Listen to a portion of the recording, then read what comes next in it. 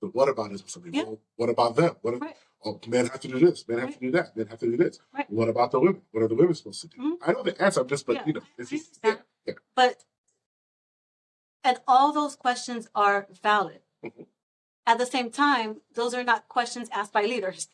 They're valid, 100% yes. They're valid 100% yes. Yeah. But they're just not questions asked by leaders, right?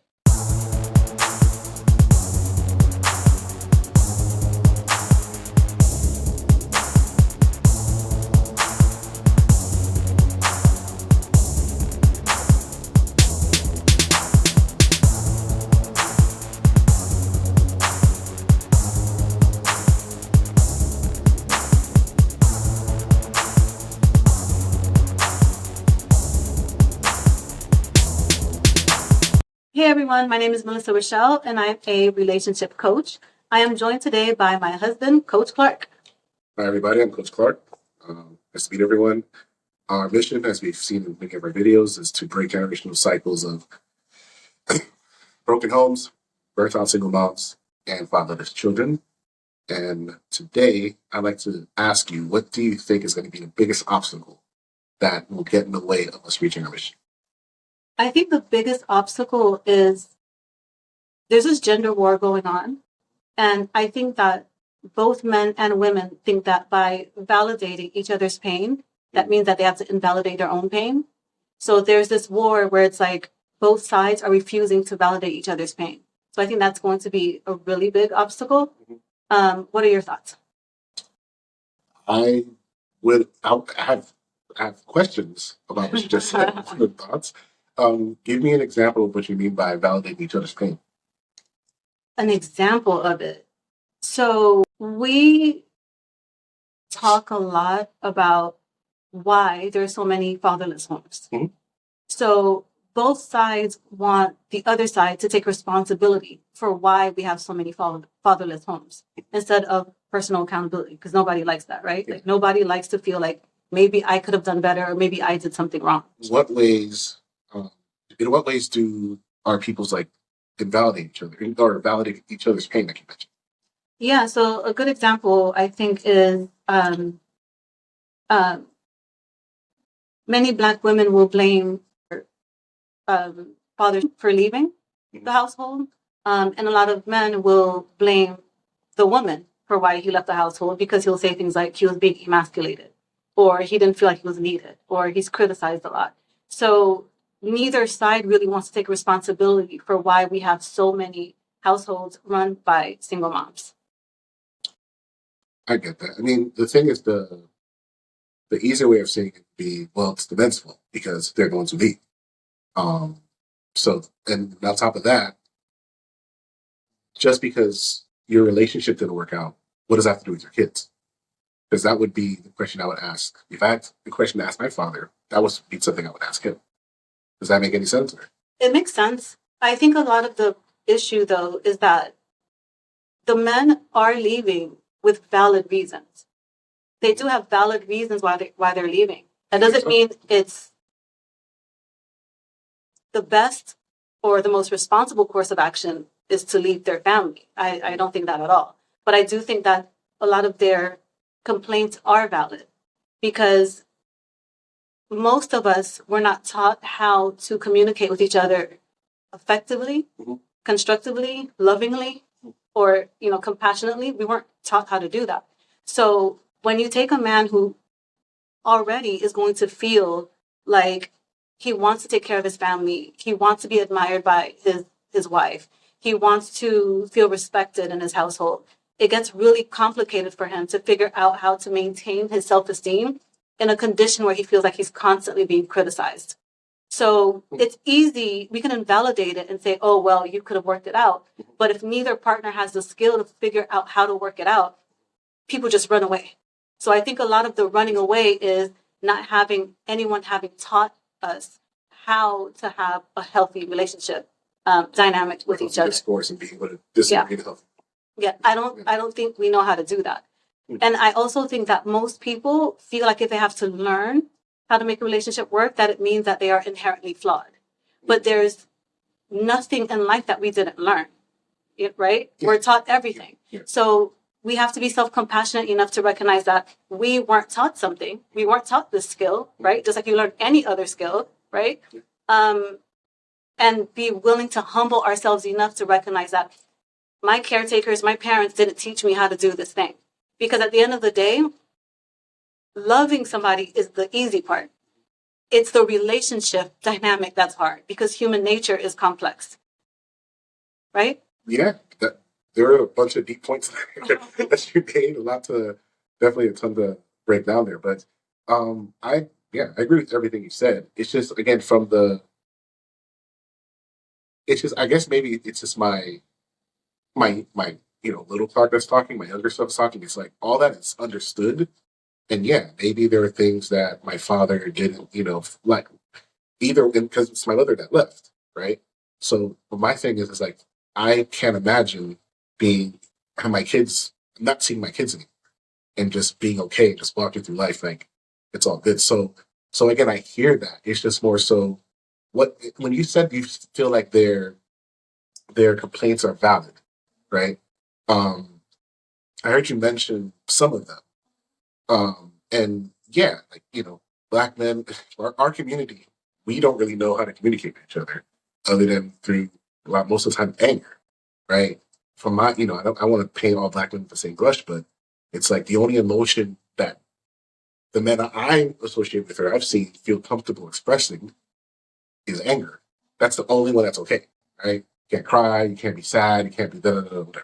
What example did, if we are parents of broken homes, what examples did our parents have in terms, even if their homes, the homes they grew up with weren't broken, what example did they have in terms of communicating? Like you just mentioned, like how did they see their mother and father, discussing their differences or solving them? So typically, stereotypically, it's, the black woman is yelling at the dad, and the dad is like, just being avoidant or being distant or whatever. Or he steps out, steps away. And then, that's the best example I can think of. I don't know if you want to. Yeah, I agree with what you said about not really feeling like there's a valid reason to leave your family. And I'm with you 100% on that. For me, there's a difference between the behavior being validated, and the feeling being validated. So I think that when... Sorry. I think that was... Okay. Yeah. We think that validating a feeling means excusing a behavior, right? So that's one of the reasons why we don't like to validate the feelings of our partners, because we think that if I validate how you're feeling, that means that I'm excusing your behavior, and I'm saying that your behavior is acceptable to me. But validating a feeling and how you feel about a behavior is two very different things. So when I say that many men do have valid reasons for leaving, I mean the feelings that drive them to leaving. Does that make sense? It does. So, there's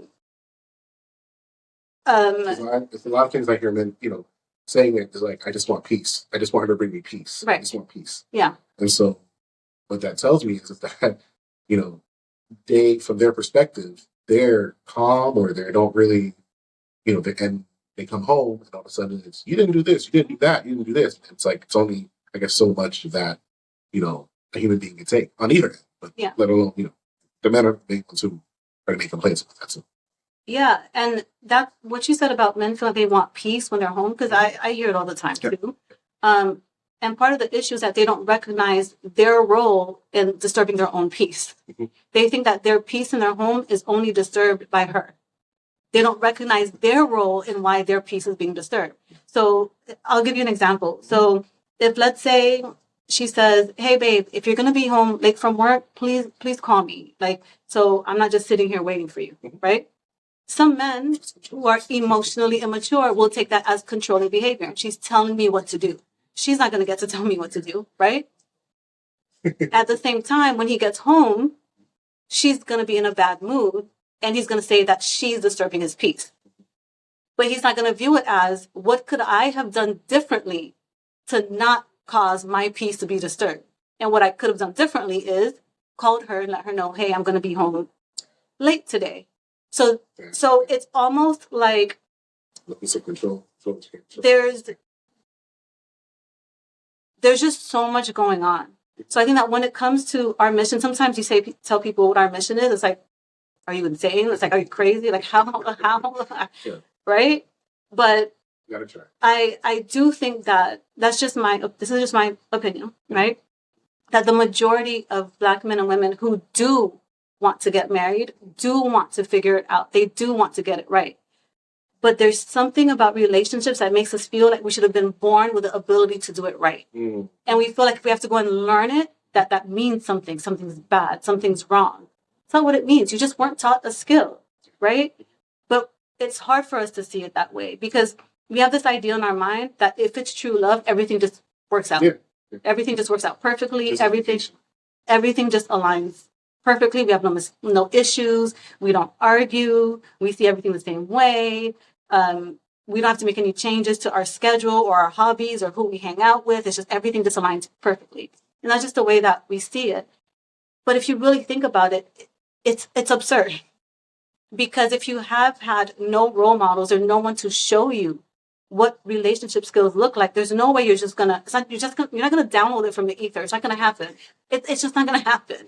You have to be willing to humble yourself and say, hey, I don't know how to do this well. Let me go and learn how to do this well. And going to learn how to do it well doesn't mean you were not born with the inherent worth of being loved by somebody. But people tend to view it that way. We tend to view it as, if I got to go learn, that means that I wasn't worthy of love in a way. But that's not what it is. Because there's a difference between love and relationships. They're two very different things. Yeah, you said something there, which made me think about, one of the main issues, which is being able to be vulnerable. Mm-hmm. And so saying that, hey, I don't know how to do this takes a lot of vulnerability. Mm-hmm. And like you just mentioned, admitting that you don't know how to do something makes you feel, that means I'm flawed. Yeah. So, like you just said, I'm not deserving enough. So, what do you think is the issue with? What do you think is the issue with the Black community in terms of relationships and being vulnerable? And you're not supposed to show weakness, or they consider vulnerability a weakness in terms of relationships. That's not unique to the Black community. That's unique to being human. Okay. We don't like to feel vulnerable. Vulnerability can feel like death. So, but it's not. But in our minds, it can feel that way, right? Yeah. Because our minds tend to confuse actual physical danger and psychological danger. Our mind reacts with the exact same way. So even though we're not technically in danger when we're in a vulnerable moment, our minds can interpret it as, oh my God, I'm about to die. Yeah. Right? It's very hard for us, which is why I always say, there's like this, right? On social media, everywhere, there's this idea that we can fix ourselves perfectly before we get into a relationship. Yeah. Right? I can get rid of all my emotional baggage, all my childhood stuff. I can get rid of all of it before I get into a relationship. Mm-hmm. It's not possible. It's not possible because it's through our relationships that we see a lot of our wounds. Right? That's where they get exposed. Yeah.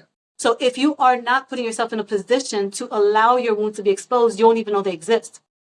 You might know some of them. You might know, okay, I have this issue, that issue. But there's going to be smaller ones that you're not even aware of until your partner pokes at something that you didn't even know was there. Mm-hmm. Right? So we heal through relationships because our wounds were created in relationship, right? With our parents. And it's relationship that's going to help us heal that as well. Because it's a safe space that an emotionally intelligent partner offers us that allows us to be vulnerable, which allows that wound to heal.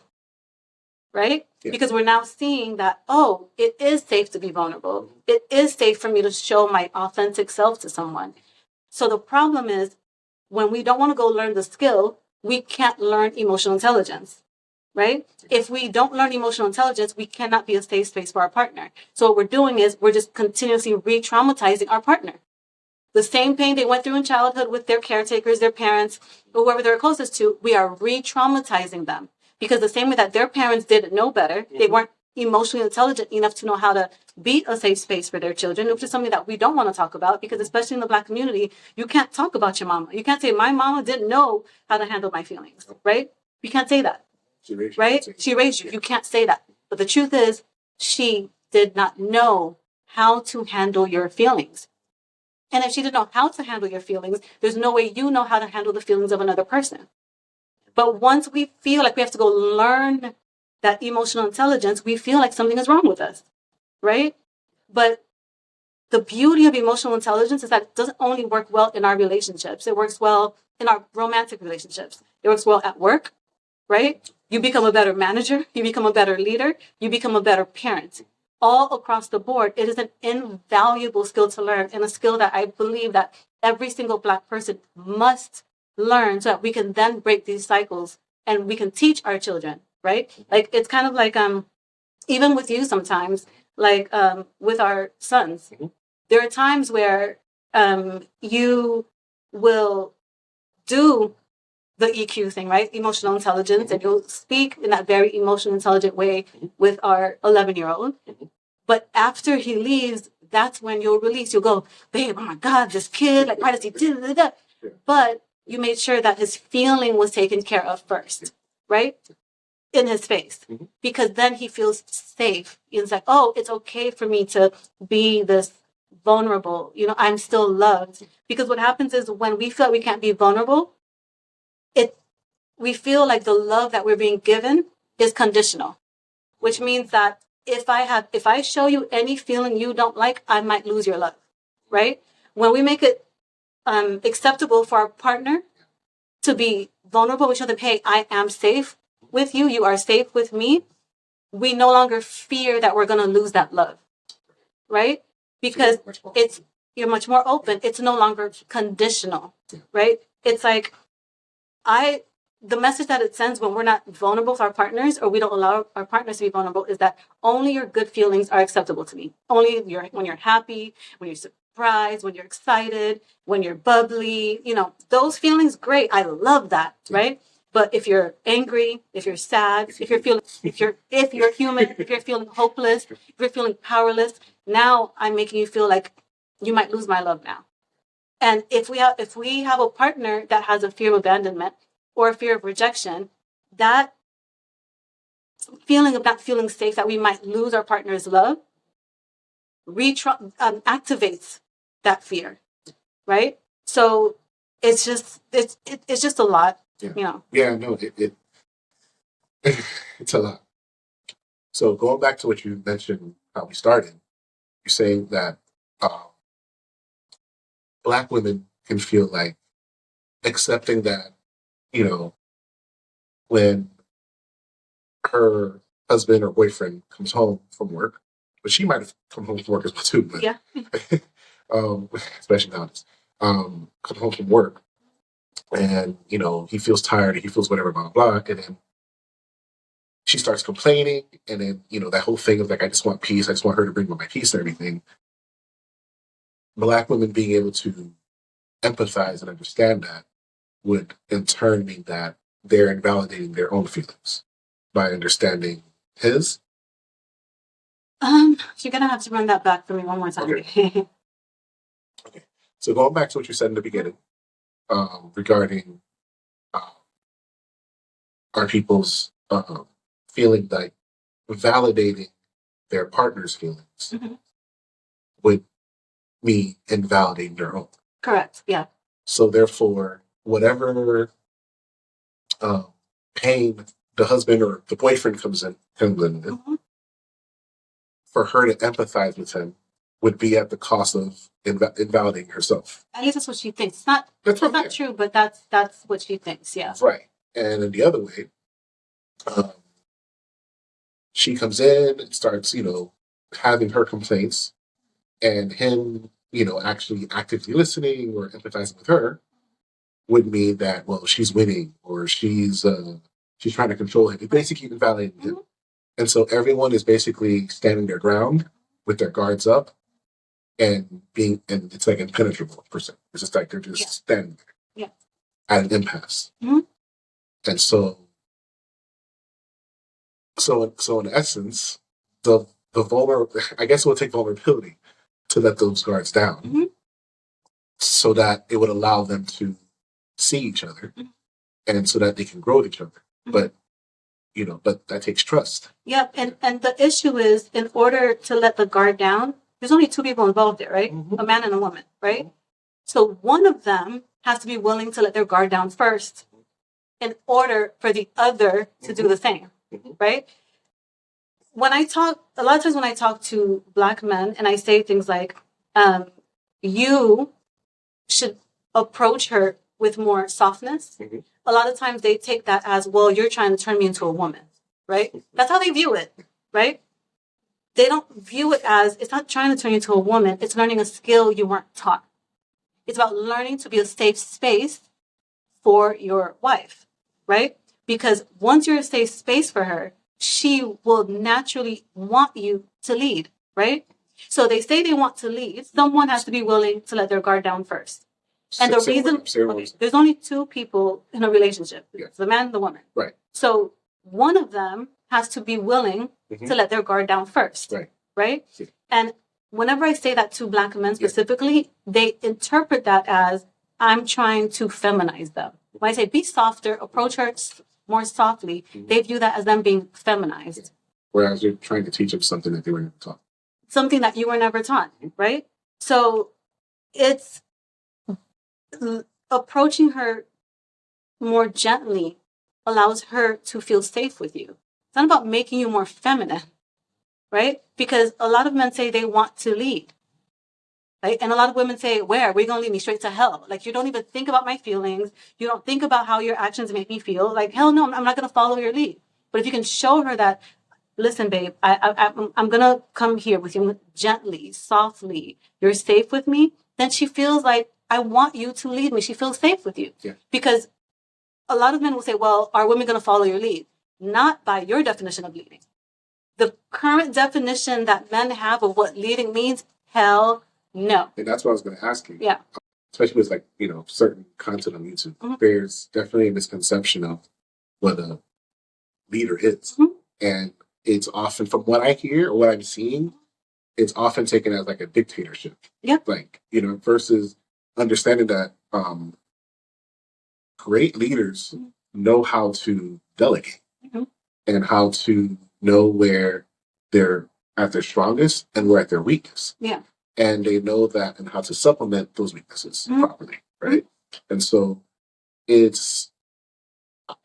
kind of get it, because Black men aren't really given grace. We're supposed to be everything. We're supposed to be the best at sex. We're supposed to be the strongest. We're supposed to be the toughest. We're supposed to be this, and the other, right? And there's not supposed to be anything that we can't do, which a woman can say, well, I can do better, or I can lead in this area. So we say leader, that means I lead in everything, you do as I say. And that's kind of like how a lot of times it's taken, as opposed to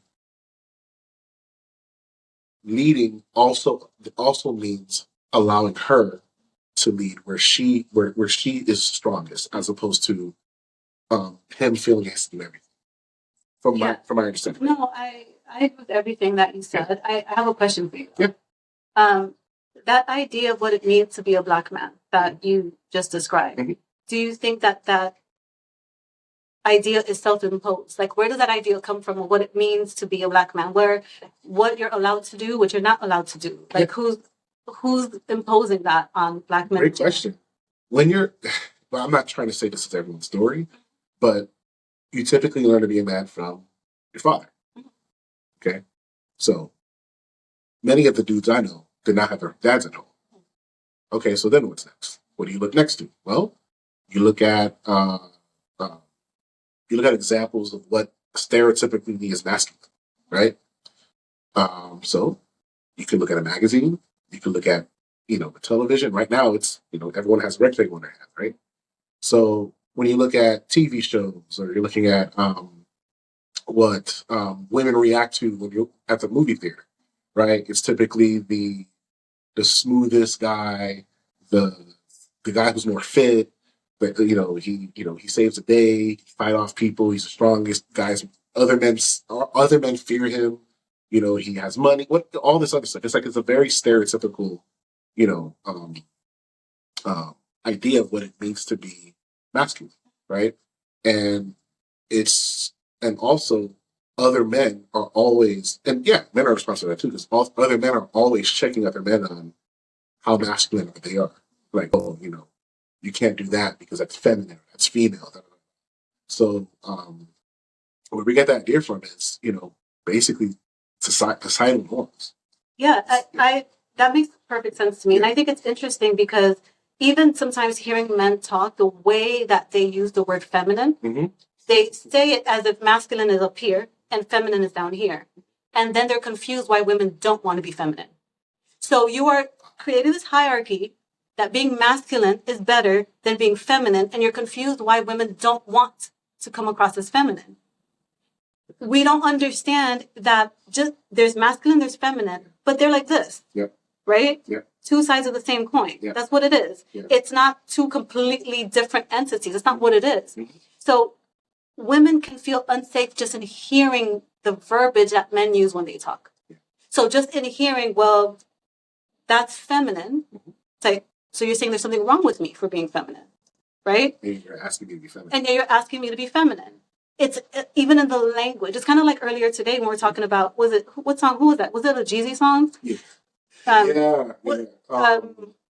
It's a Jesus song. Yeah.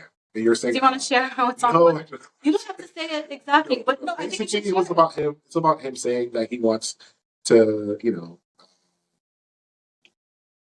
have relations with this young lady. It's basically what the song is about. Okay, you said that very nicely, and we were talking about that because I asked you a question. I said, because there's this whole new thing with like millennial men when they hear female rappers about the content they talk about in their music and they're appalled by it. They're like, listen to these things, these lyrics that these girls are saying now. Like they do all of that. So when I heard you listening to the Jeezy song earlier, that's why I had the question for you. I turned to her, I said, babe, why is it that male rappers are allowed to say what they want to do to a woman's body, but a female rapper, is not allowed to say what she wants done to her own body?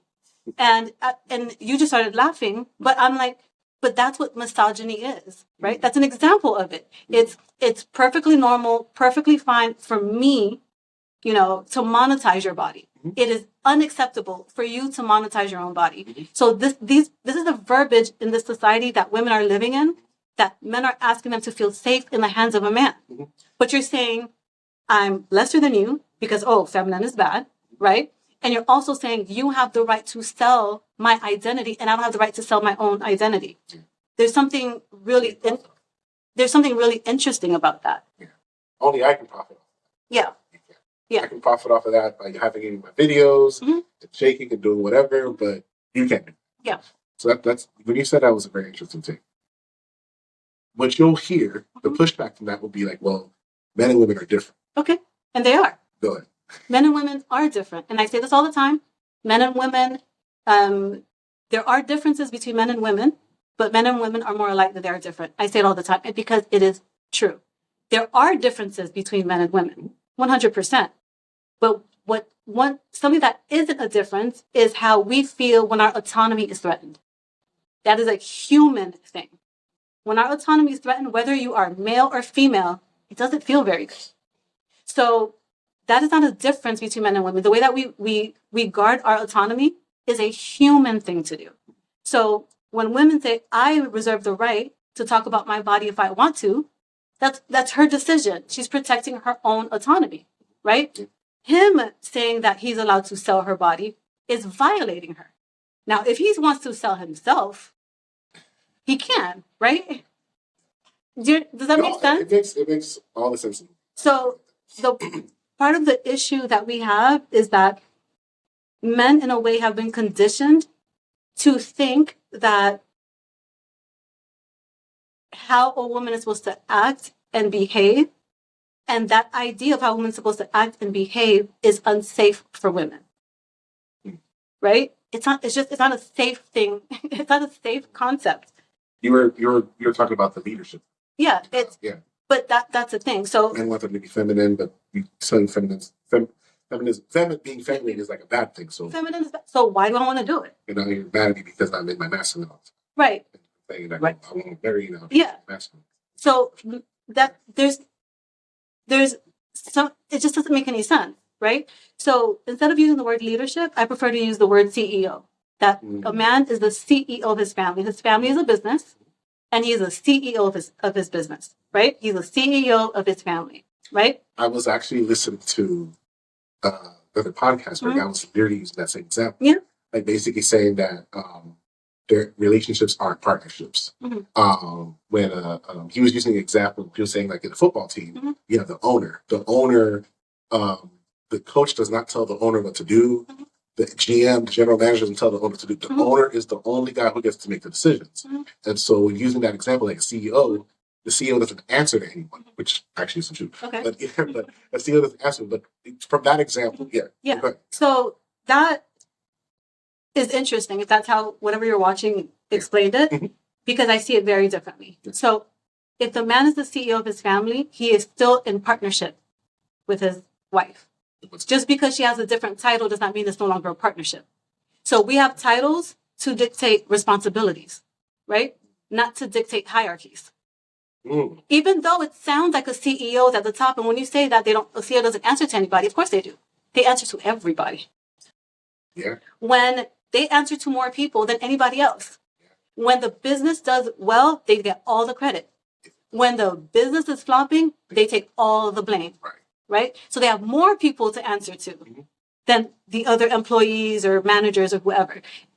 That doesn't seem to really be understood. Yeah. So if you are the CEO of your family, that means that when my family is doing great in terms of how they feel emotionally, psychologically, financially, health-wise, physically, and all that, I can take all the credit for that. But I'm going to make sure that my actions led to that result.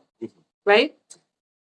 But when my family is not doing well, emotionally, psychologically, physically, health-wise, I'm also going to take the blame for that. The same way I would if I was the CEO of a business, right? And on top of that, this is the other thing too about the man being the CEO of his family, right? So I'll put it this way, right? If let's just say the CEO is the manager of the family. I'm just use the word manager to try my best to explain what my thought here, okay? As a manager, it is your responsibility to hire well to limit turnover, right? Hire well to limit turnover, yes. Right. So if the man is the manager, he also has to hire well when he's choosing a wife, right? To limit turnover. So turnover being divorce. If he's not managing well, he's going to have high turnover. Be careful now, because what it comes across as is so the women are divorcing, it's his fault. That's how it's coming across like. So I'm going to go ahead and explain. Yeah. It's always his fault. I'm going to go ahead and explain. I believe that whoever has the most to lose should willingly take on the majority of the accountability. If I have the most to lose from a situation, I'm going to take on the majority of the accountability. What's that to lose? What are your thoughts? A few things. How many men are talking about, marriage doesn't benefit men? Women just take half your money. They get the full custody. Then you got to pay child support.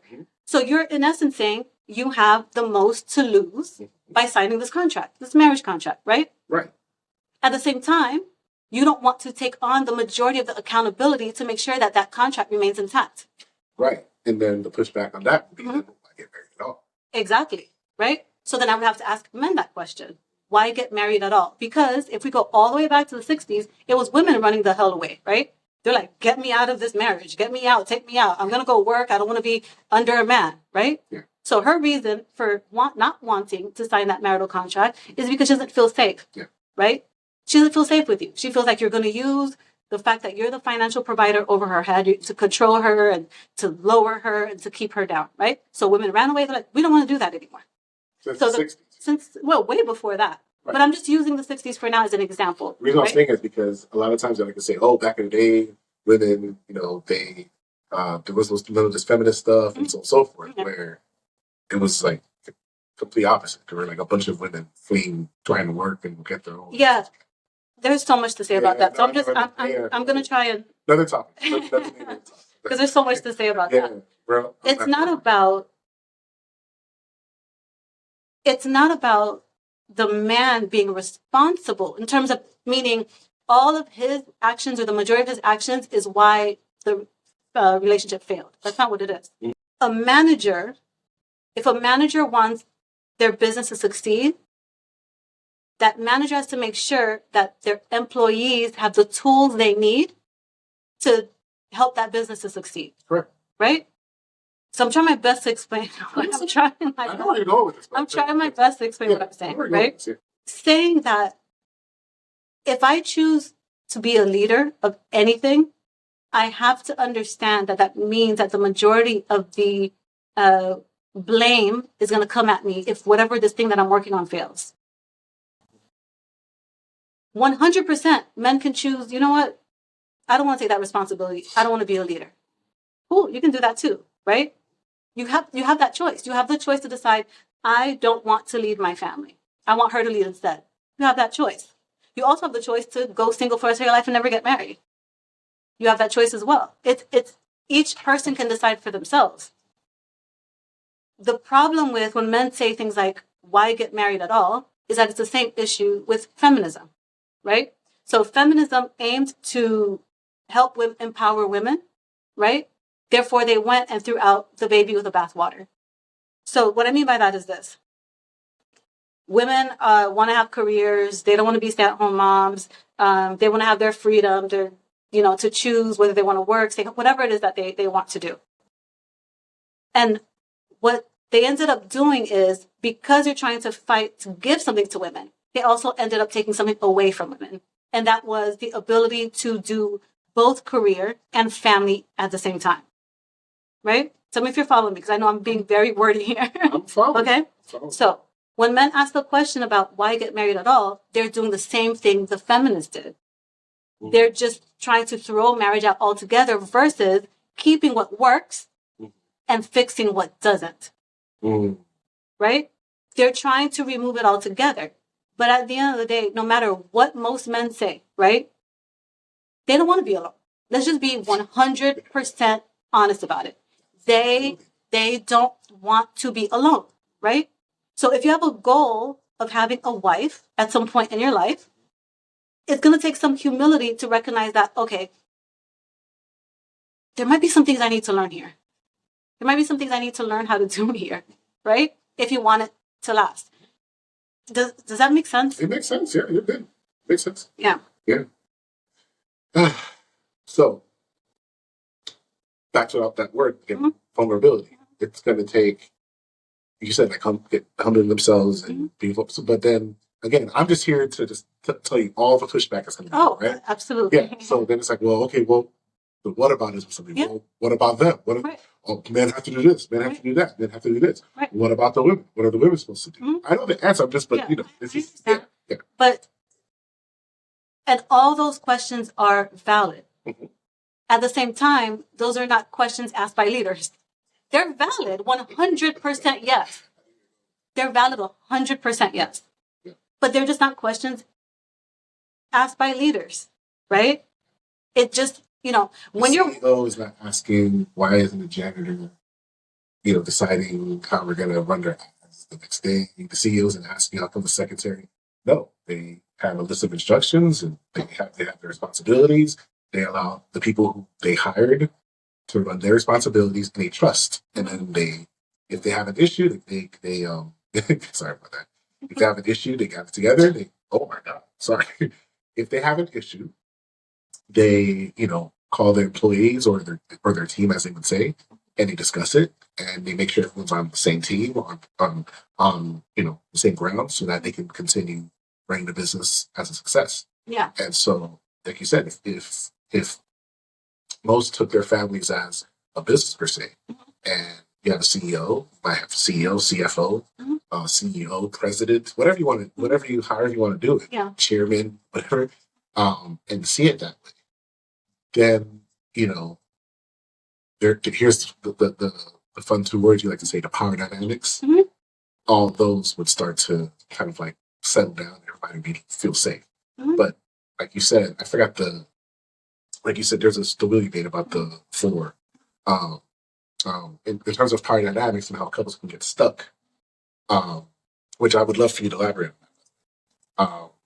It's typically where they are an empath. Like you said, for me to allow you to be vulnerable and to tell me your feelings, for me to empathize with you, that means I need to stop myself just to be there for you. That means, I'm losing. And a lot of times couples see themselves in a competition. Yeah. As opposed to, yeah. That's whenever you're doing that, it's already. Yeah. Do you think most men know that they don't have to lead? Like there's no requirement that they lead. Do you think that most know that? No, but I don't think, I can't think of a single man, despite he knows himself, he's nowhere near a leader. I don't think a single man wants to see himself in that way. Understood. Wants to see himself as not being a leader, wants to see himself as not, you can't do that. Understood. So, that's where. Understood. I mean, I don't want to see myself that way. What's interesting about that is that same type of man will also be the one to call a woman delusional. So he will say she is delusional for expecting this, and that, while also not realizing how delusional he's being by saying, I want to see myself as a leader without having to actually behave like one. That is delusion, right? It's just delusional. So if you want to lead and you want to be the leader of your family, you have to act like a leader. And that comes with pros and it comes with cons. It is what it is. No matter what role we take on, it's going to have pros and it's going to have cons. But every man doesn't have to lead. He doesn't have to. And if he wants to, he needs to recognize whether or not he has the skill to do so, right? And if he doesn't have the skill to do so, he can learn it. He can learn how to do it, right? But stating that I need to learn this means that you're inherently flawed. It's almost like an admission that you don't know. Right. And if you're admitting that you don't know, that means you're already lost. You're weak. You're all that good stuff. So how many men would you say have never Googled something? Everyone has. Right. Yeah. Which shows that we don't know everything, right? Yeah. If we're Googling anything, chances are it's because we don't know it, right? Mm-hmm. So every time you open up that search bar, you are admitting to yourself you don't know something. Yeah. Right? Yeah. So there's no difference between that and typing into Google how to be a better leader. Yeah. Right? Yeah. There's no difference. So I understand it because it's almost like creating a false reality in my head. I'm creating this false reality in my head that I'm a great leader without having anything to show that shows that I'm a great leader. And the funny thing about all that is you hear a lot in these spaces that, showing emotion or dealing with emotion is weakness, blah, blah, blah. But one of the main requirements of good leadership is having good EQ or emotional intelligence. Mm-hmm. And keyword there is emotion. Mm-hmm. Knowing how to read them, how to express them, how to diagnose them, all those things. So it's interesting. Yeah. It is really interesting because most men would not be against taking an emotional intelligence class if they were if it was recommended by their job for management purposes. Mm-hmm. They wouldn't be against it, even though it's a skill they don't know and have to go learn. Mm-hmm. They would be able to understand why it's a necessity. I need this to work. Right. But you need this to work here in your house. That's okay. Right? You go and you learn the skill to work here in your house. Mm-hmm. But they would not see it the same way. Right? So that there's something really interesting about that to me. Like, why is there this idea that if I learn EQ for work, right? Emotional intelligence for work purposes, totally fine. Yeah. Right? If I learn EQ to better lead, my family, that means something's wrong with me. It's the same skill you're learning. And it's an invaluable skill you can use everywhere that you can pass down to your children as well, right? Mm-hmm. And that's what makes it even more interesting because when we're talking about parenting, there isn't a parent, whether it's a father or a mother, that doesn't want their child to be successful, right? Mm-hmm. Imagine if you raise your kids from the beginning with high EQ. You want your child to be successful. And you're teaching them high EQ, but for you to do that, you have to learn it first. Yeah. Therefore, when they become an adult, they can be more successful, right? So there are just different ways of viewing it. It doesn't mean there's just different ways of viewing it. So with that said, on the flip side, right? Okay. So now I'm assuming not all women want to be married to a leader. There are women who they want to be themselves. But let's just for talking purposes assume that the majority of women, they want to be married by someone they feel like whose lead they can follow. Mm. So for the men who, let's say, have their stuff together, they have their finances together, let's say they do their EQ and all of that. Mm-hmm. Because, again, it's not only the men that are damaged, women are damaged too. I hate the word damaged. Okay. What's the better word? Ignorant? Hurting.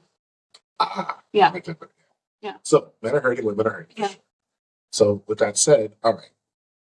Guy had all this stuff together. Again, no one's perfect. How does a woman know? Or how does a woman allow her man to lead? How does a woman, like you, for example, you're an entrepreneur. I'm pretty sure people will hear how you speak. You're not some soft, woman whatsoever. How do women understand how to balance still being their professional selves, their highly educated selves and independent selves, while also being soft enough to be a soft landing spot for that man when he comes home, he needs her to be there. How does she follow? I think that's a really good question, and I think it's a little bit complex because because in this conversation we're kind of assuming that all women have high EQ, and it's not true. That's what I was saying. So it's a complex question, right? So that's why, because we just spent all the time speaking about leadership, which again has to start from somewhere, right? So on the other hand, okay, boom, I took my classes. Okay, guys are listening to this. You go, you Google EQ, emotional intelligence, what EQ means, by the way. And they got it. They do their therapy and they're good. All right. The woman was like, wow, great, but 99% of the dudes she was with, let's say, didn't have EQ. The same way 90% of the women that he was with it, because there's a good chance our parents didn't have it either. So where are we going to get it from? So again, how does she learn to, with the hurting that she's going through, learn to let her guard down, be a soft landing spot for him, allow him to lead, and not be being able to complain without being critical. And the favorite word I'd like to say, emasculating all those things, right? So how does that? Yeah, unfortunately, I only see one option. Unfortunately, right? And that one option is, okay, so remember when we first started talking and we were talking about how we heal through relationship? Yeah. Okay. So a man who wants to lead and he's done everything, quote unquote, right. I said white. Oh, Freudian slip. He's done everything right. I didn't mean that. He's done everything right. Being, his finances are together. He takes emotional intelligence classes. He learns how to be a safe space. He does everything, quote unquote, right. Your question is, how's the woman going to receive him? Is she going to be able to follow his lead? That was your question, right? So the way that it happens, unfortunately, is that it's not a direct linear process.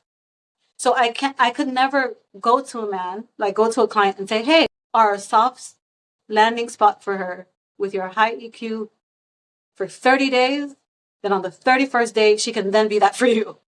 That would be perfect if I could, but I can't say that. Right. I can't tell you need to do it 4 times, and on the 5th time, she's going to do it for you. But that's how men are. We measure, it's like, how long do we last in bed? You have to be. How much money do we have to make? It's measured, like number. Like it's why we like sports. Yeah. You do for this much. This guy's better because he threw for this many yards. Yeah. This basketball player is better because he scores this many points. It's like we need to know. And where do you think that the need to know comes from? A need to be in control. It's like, I don't know, I guess said situation. You know what I mean? So it's like, so that's what's going to happen. So they're going to go, well, I did it. I did the thing. I went to the class. I learned the EQ. I da-da-da-da. And yet, when my mate are like, oh, I don't need a man. I don't need this. I don't that. Da-da-da. So Just going back to the same question. You're saying so much there because part of the issue is when a man becomes a rare man. Define. What you said, having all his finances together, having high EQ, being a safe space for her. This is a rare man that you're describing, right? It just is, right? So when a man puts in the work to build himself into a rare man, what happens is he's also going to have trouble finding a rare woman, right? So when you ask me so it's kind of like this. When you ask me the question, how will she follow his lead? If he's done everything right, will she follow his lead? If he knows how to identify an emotionally intelligent woman, they can make that work really well. Right. Because she will be able to discern when he's being controlling from when he's leading. Because her EQ will also be as high. But the issue is, unfortunately, men are also conditioned to go for a bigger pool of women. So when you're already conditioned to go after a bigger pool of women, you're going to run into a lot of women that are not emotionally intelligent. So it's kind of a double-edged sword for men, right? Because if I go and learn emotional intelligence, I am now a rare man who needs to go and find a rare woman who also has high emotional intelligence, right? And it's hard for him. You're not going to tolerate it. Not just that you're not going to tolerate it, but you're also going to be repelled by it before you even get in a relationship with her. Yeah. Right? So now, if you take that man with high EQ and he does get in a relationship with a woman whose EQ is not as high, right? It will take him some time through modeling that behavior of what being a safe space looks like for her to start doing it. Because whether we like it or not, we start to behave like the people we spend the most of our time with. We just naturally do that. It's a human thing to do. It is what you just described masculine. Absolutely, 100%, yes. And that's the thing that 99% of men will never think is. Yeah. Because I know a lot of guys, like, they, I want to teach her things. Yeah. I want to. And one of the things that most women will say we were not taught, let alone a man showing her, is basically model behavior. Modeling the behavior, yeah. Right? And so, let's say she gets worked up.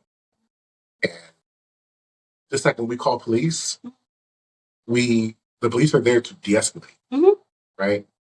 The police are supposed to, they call us, citizens, or, civilians, right? And the police, they're serviceable, right? They're supposed to be, looking out for us, right? So if you're the man of the house and you're leader of the house, let's say she starts getting up, right?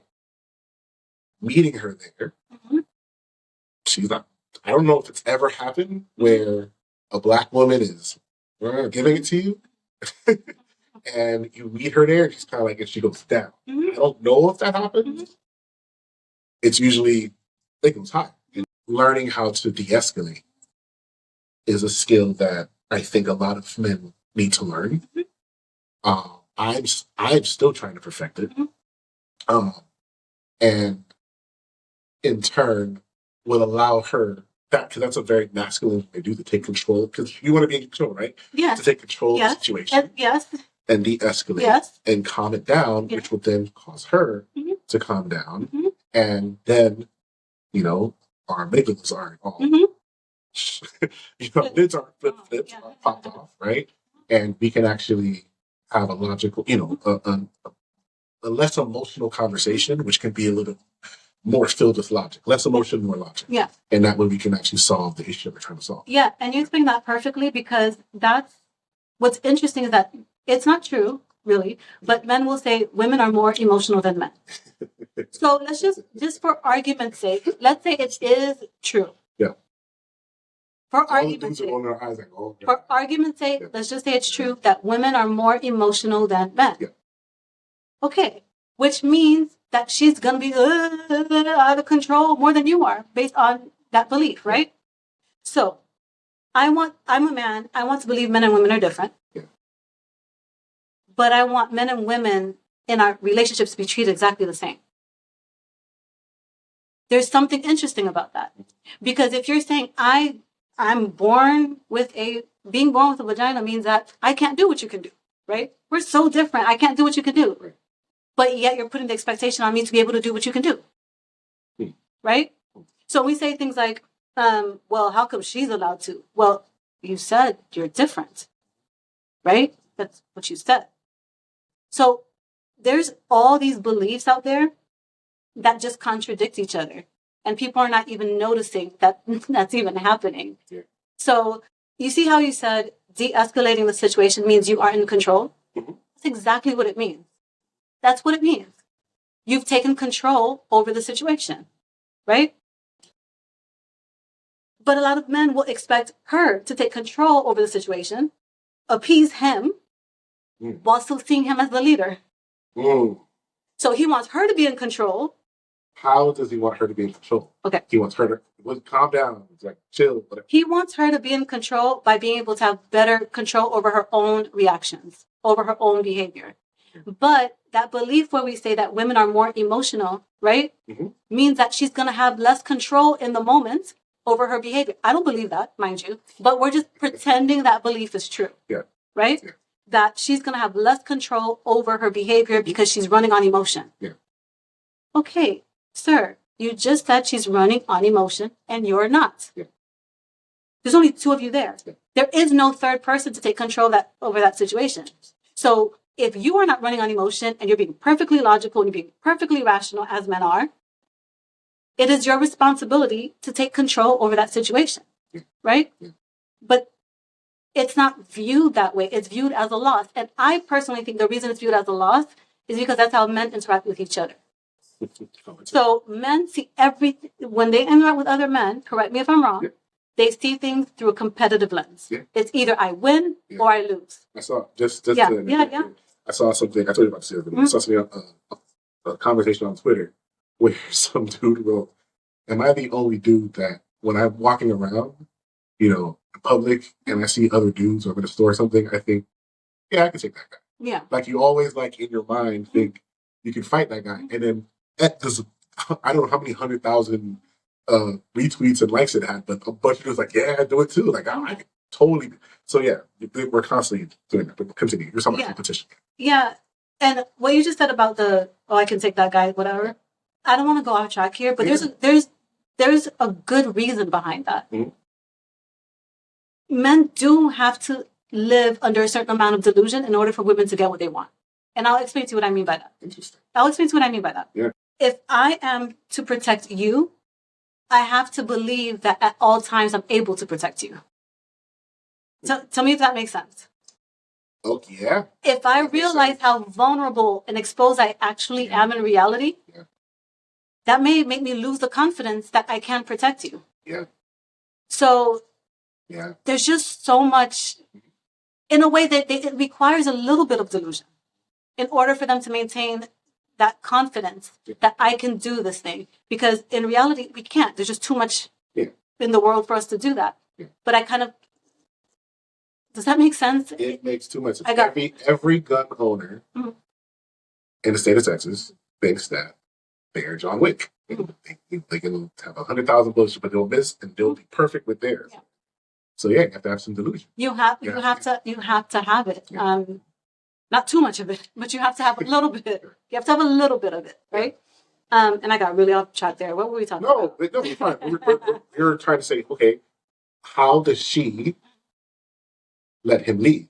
And you were saying basically, and you were kind of describing, you're saying no. You're saying how it's not going to be, model this behavior 30 times and then she'll get it. Yeah.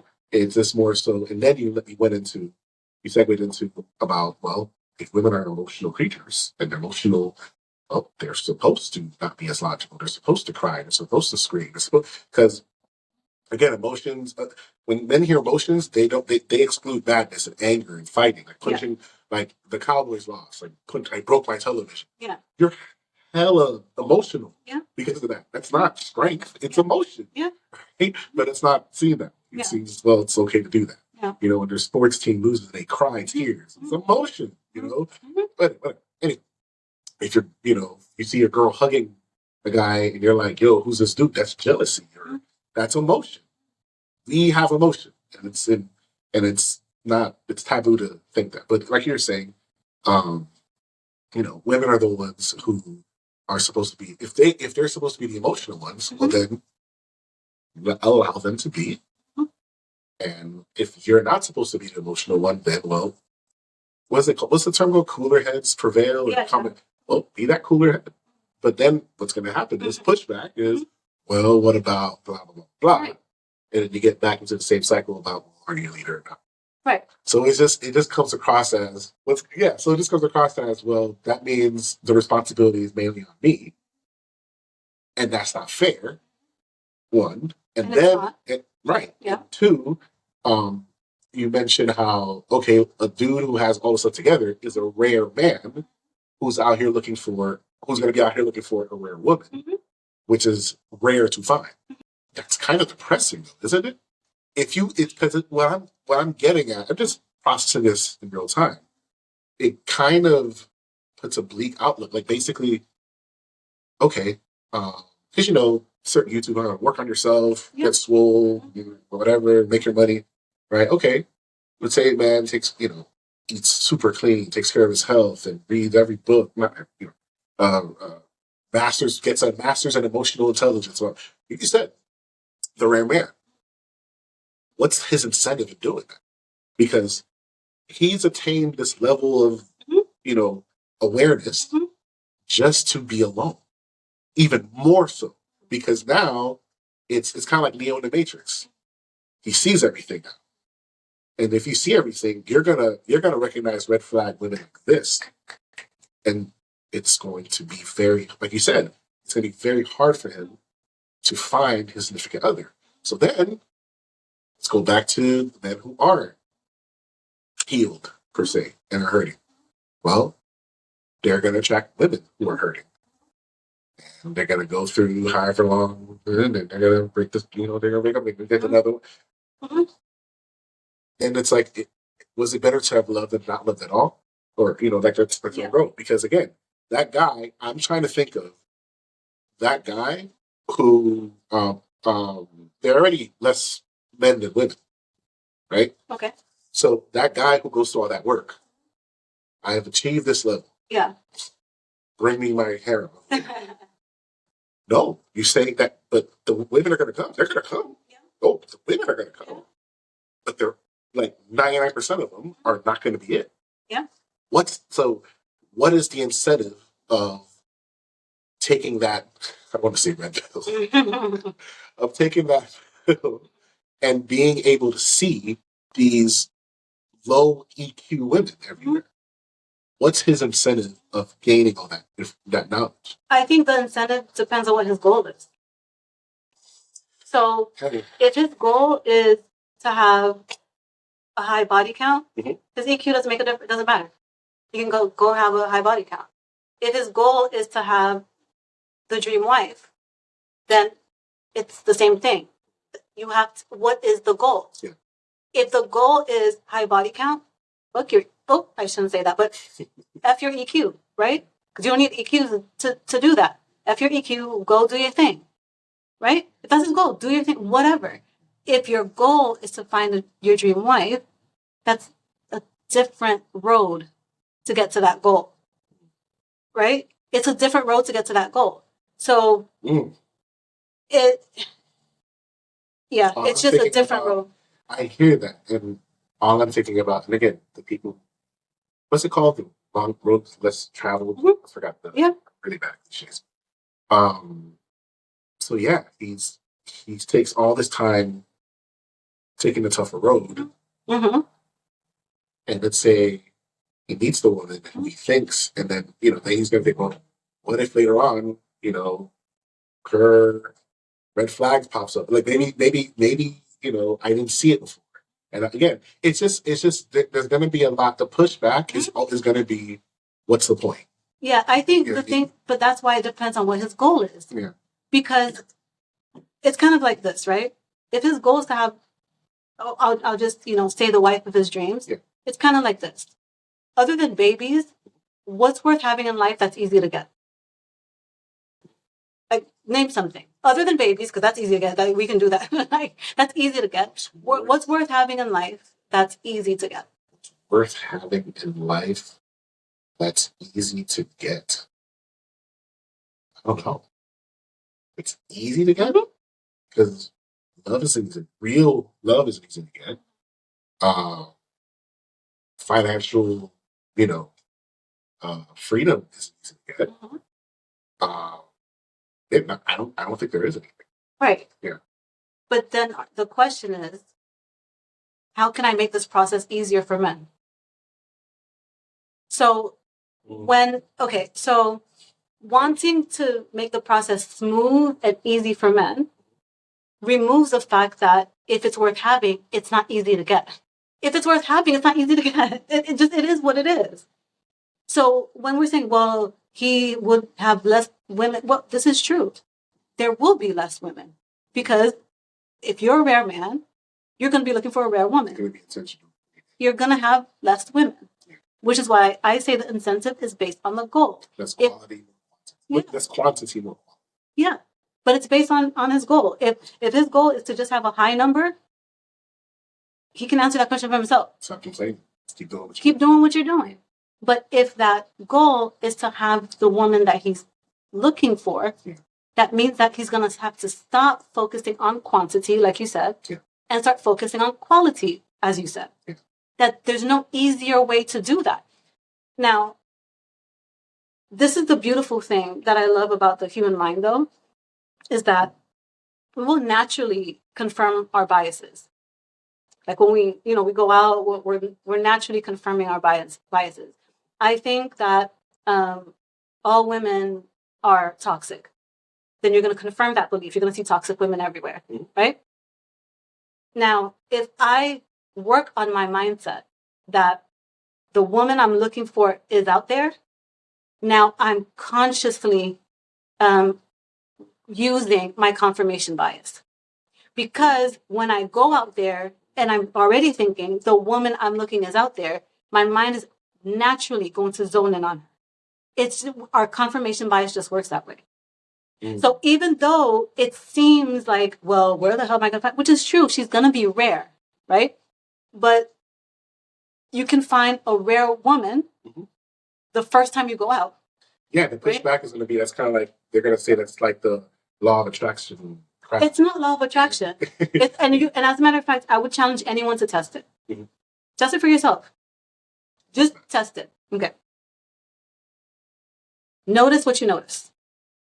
For a week straight, keep a journal of what you notice. A week straight. Then for the next week, focus on noticing the opposite of what you noticed in the first week. So there's nothing but women out here with their booties hanging out. Right. See, there's one there, there's one there, there's one there. These women, there's one there. The next week, say, there's nothing but women out here dressed modestly. Yeah. Right? When you go out, you're going to start to notice, well, there's one there, there's one there, there's one there, there's one there, there's one there. Just test it for yourself. Yeah. Don't believe me. Don't talk, law of attraction, pseudoscience, whatever. I don't care. Yeah. Test it for yourself. Just test it and see what happens. Right? Because the same thing we say about relationships. When you are married to someone and you notice all the negative, right? That creates a dynamic in your relationship where neither partner is happy.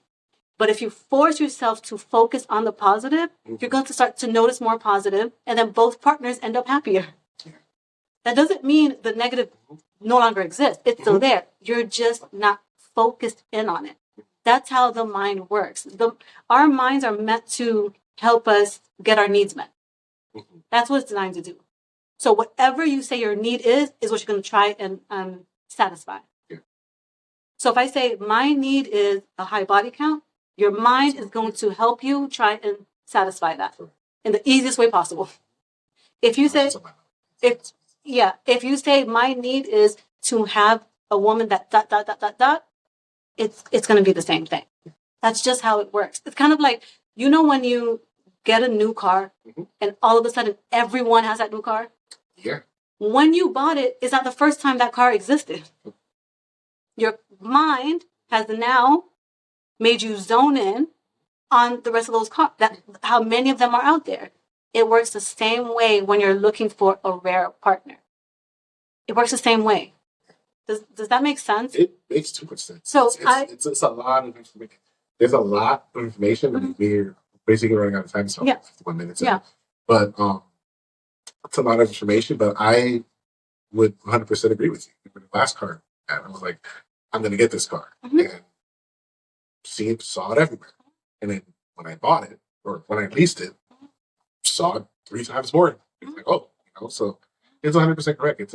That's an interesting exercise, though, to notice what you notice, journal it down. It's going to be interesting to remember to do that. But then, and then the opposite week, focus on noticing the opposite. Intentionally focus on noticing the opposite of that, and see what you notice. Because that's just the way our mind works. That's just the way that it works. Which is it's kind of like that quote that says, some people see a loving world, some people see a hostile world, same world, right? The world is exactly the same, but some see it as loving, and some of us see it as hostile.